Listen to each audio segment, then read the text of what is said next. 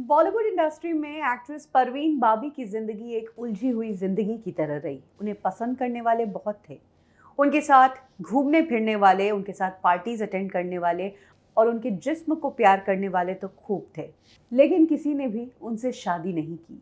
परवीन बाबी के इंडस्ट्री में multiple relationships रहे, लेकिन उनका सबसे सीरियस रिलेशनशिप था डेनी डेंजोंगपा के साथ।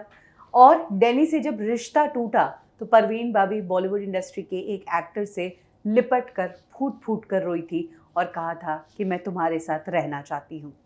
इस एक्टर ने खुद ये बात रीसेंट इंटरव्यू में बताई। एक्टर ने अपने इंटरव्यू में बताया कि परवीन बाबी डेनी डेंजोंगपा के साथ 4 साल तक रिलेशनशिप में रही।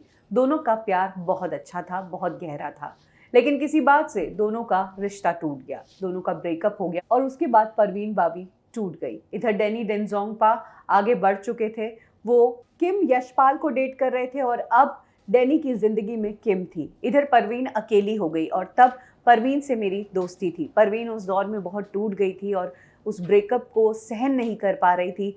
परवीन एक दिन मेरे पास आई और मुझसे लिपट गई, लेकिन रिटर्न में मैंने परवीन को छुआ भी नहीं।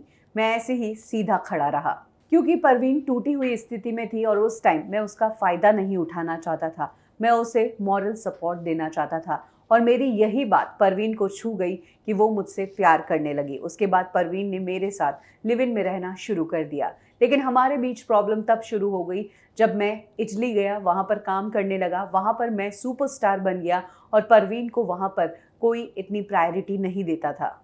इटली के सिनेमा ने परवीन को साइडलाइन करना शुरू कर दिया और मेरी वहाँ पर बहुत पूछ थी। इस कारण हमारे बीच प्रॉब्लम्स होनी शुरू हो गई।